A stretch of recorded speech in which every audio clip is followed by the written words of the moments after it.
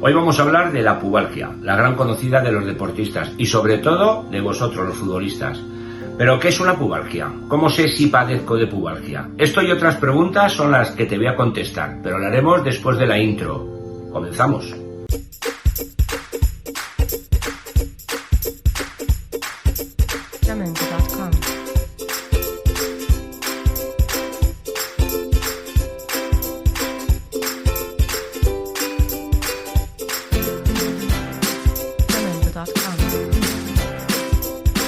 Hola a todos y bienvenidos a un nuevo vídeo de COES Osteopatía. Bueno, como os he dicho al principio, hoy vamos a hablar de la pubalgia. ¿Pero qué es la pubalgia? Bueno, la pubalgia también se la conoce como la osteopatía de pubis, que es una de las dolencias más habituales entre los runners, especialmente aquellos que comienzan a correr por primera vez.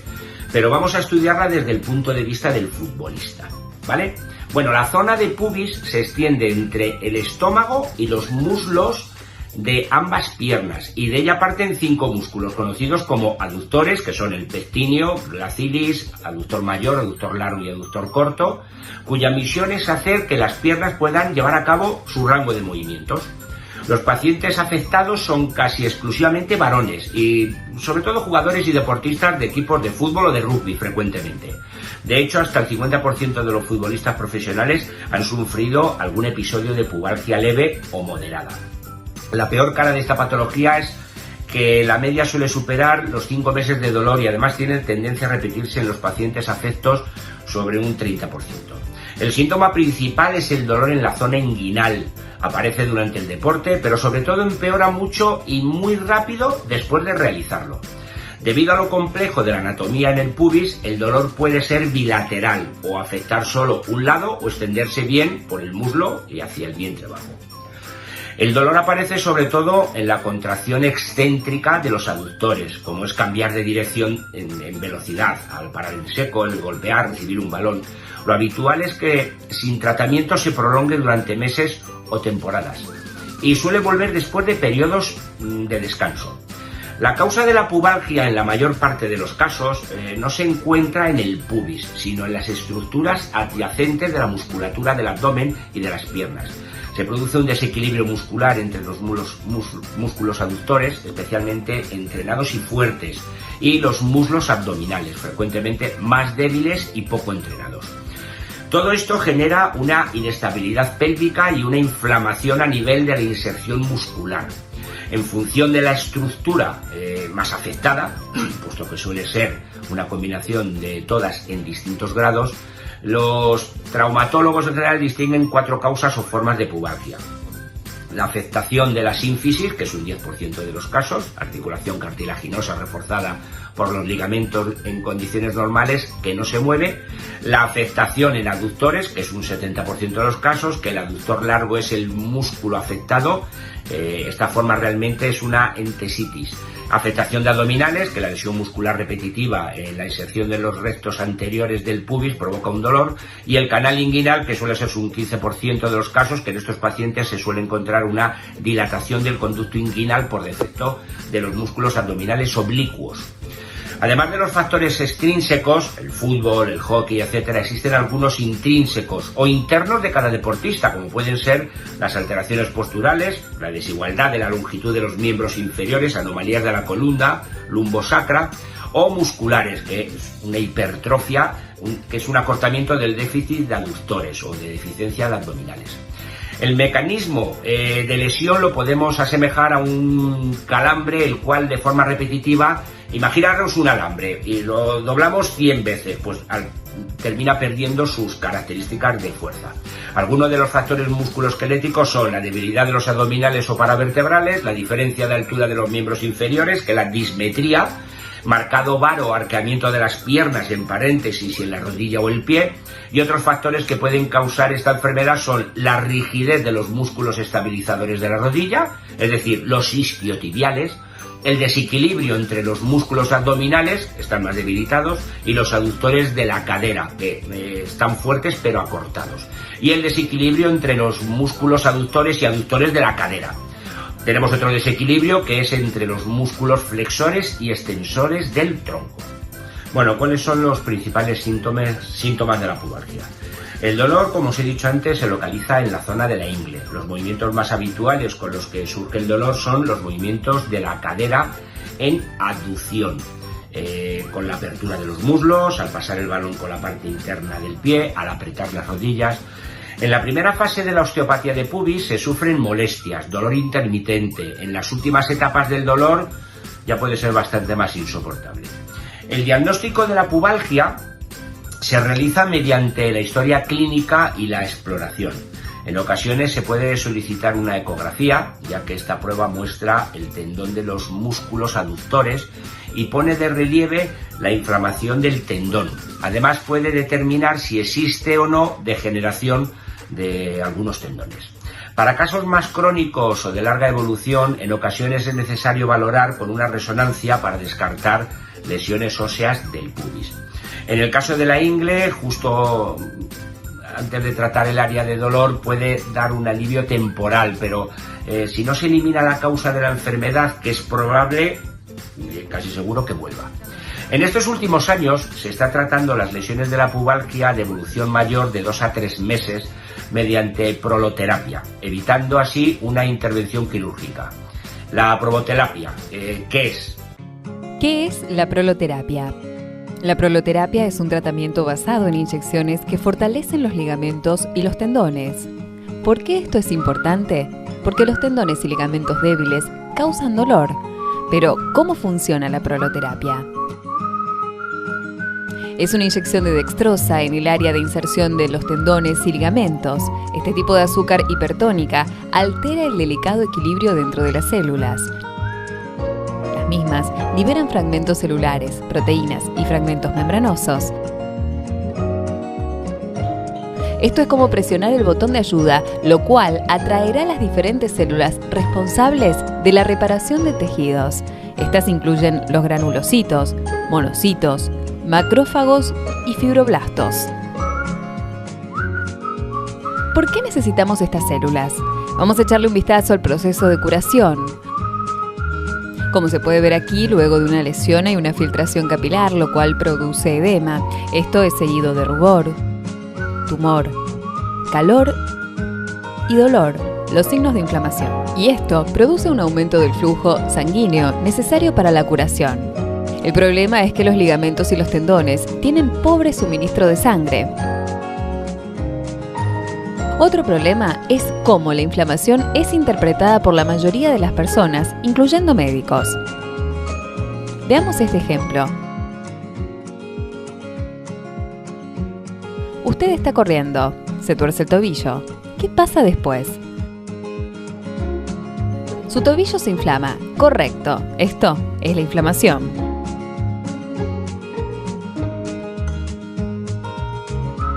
Después va a ver al médico y le recomienda un antiinflamatorio. Sin embargo, antes de tomar esta medicación, volvamos un poco atrás. ¿Por qué se produce la inflamación? Porque esa es la forma en que el cuerpo responde a un trauma e inicia el proceso de curación. Nos han entrenado y educado en que la inflamación es mala cuando en realidad, en la mayoría de los casos, es buena, ya que es el primer paso del proceso de curación. Está bien tomar analgésicos o medicamentos para el dolor. No es una buena idea, en la mayoría de los casos, tomar antiinflamatorio, ya que estaríamos deteniendo el esfuerzo del cuerpo por responder a un trauma. Se puede ver en este gráfico que la inflamación es el primer paso en el proceso de curación. Esta, a su vez, es seguida por proliferación y remodelación. Esto no es un concepto nuevo en los tiempos de César y el Imperio Romano. Cuando los soldados eran heridos en combate, ellos eran tratados con agujas calientes para estimular la curación. Entonces, ¿qué se puede tratar con proloterapia? Se puede tratar el dolor y la degeneración crónica que viene de los hombros, los codos, las muñecas y las manos, las caderas, rodilla, tobillo y pies, y la mandíbula, sin olvidarnos de una de las áreas más tratadas, la columna vertebral. En resumen, la proloterapia ayudará a su cuerpo a iniciar la cascada de reparación para curar los ligamentos y los tendones débiles. Es como convertir un puente débil en uno fuerte. Bueno, la proloterapia es un tratamiento complementario para el dolor muscular y articular. El tratamiento consiste en inyecciones repetidas de una solución irritante en una parte de la articulación, por ejemplo, el interior de la articulación, o en un tendón o ligamento de soporte, de sujeción. Para esto se utilizan sustancias proliferantes que estimulan la capacidad natural de nuestro propio cuerpo para poder reparar por las lesiones, en este caso las lesiones tendinosas. Consiste en la realización de infiltraciones como la dextrosa, como sustancia proliferante en la lesión tendinosa, con una previa estimulación de la zona mediante la creación de una herida a través de múltiples pinchazos. Habitualmente se realizan 3 sesiones con una separación de 2 a 3 semanas con la finalidad de dar rigidez al tejido lesionado, favoreciendo la mayor resistencia y estabilidad a los tendones aductores para poder realizar aquellos movimientos repetitivos que conllevan ciertos deportes, en este caso el fútbol. ¿Cuáles son los puntos claves en la pubalgia? Bueno, la pubalgia es un dolor, ya os vuelvo a repetir, en la ingle que padece todo deportista y puede deberse a muchas causas, fundamentalmente desequilibrio muscular entre abdominales y aductores, la dismetría que os he hablado antes de ella, y es siempre de los miembros inferiores, la tendinitis de los aductores. El síntoma principal es el dolor en la zona de la ingle, tanto diurno como nocturno. Se diagnostica a través de una ecografía para ver los tejidos blandos de la zona.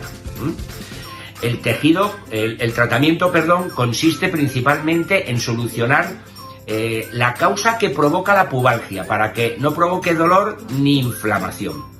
El tratamiento que utilizamos en los casos más crónicos o moderados es como os he dicho antes, la proloterapia, y se trata de un tratamiento menos invasivo y sin necesidad de cirugía para casos más avanzados. Este tratamiento se complementa siempre con ejercicios de compensación muscular, tanto abdominal, glútea y de espalda. Os preguntaréis, ¿cuánto tiempo tarda en recuperarse una pubalgia, Miguel Ángel? Bueno, es muy elástico. El periodo de recuperación en los casos leves puede ir de 3 a 4 semanas y en los casos más severos, pues hasta un añito. Pero es importante que cuando se manifiestan estos primeros síntomas se consulte en los inicios y no cuando ya el daño es mayor en la zona de la inserción de los tendones, en la zona afectada.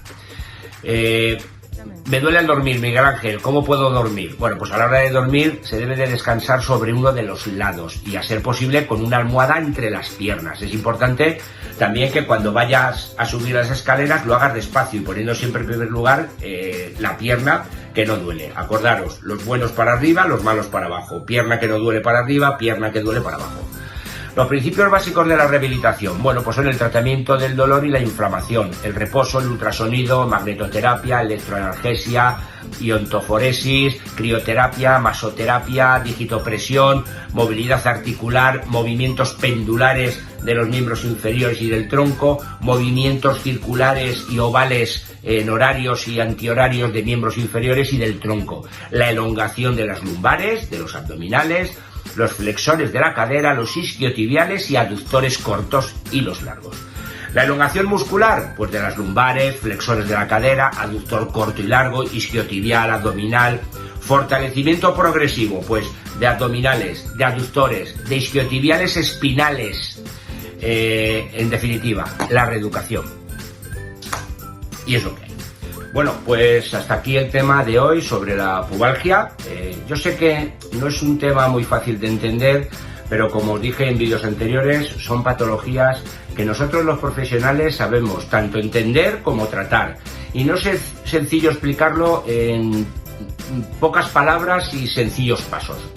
Bueno, como os digo, los términos son demasiado técnicos, pero he intentado explicarlo lo más facilito posible, así que a partir de ahora y con más motivo, pues hay que hacer estiramientos, sobre todo del tren inferior para los futbolistas. Amigos, amigas, terminamos sobre las patologías y las lesiones en el fútbol. Espero que os haya servido de mucho, compartir los vídeos, llevarlos a cabo, que os puede venir muy bien. Siguiente vídeo, vamos a hablar de las patologías y problemas que se presentan en los corredores, en los runners. Os intentaré explicar cómo entrenar, cómo estirar, tiempos de entrenamientos, alimentación para el corredor. Hablaremos de cómo prepararse para una carrera de 10 kilómetros, para una media maratón, para una maratón.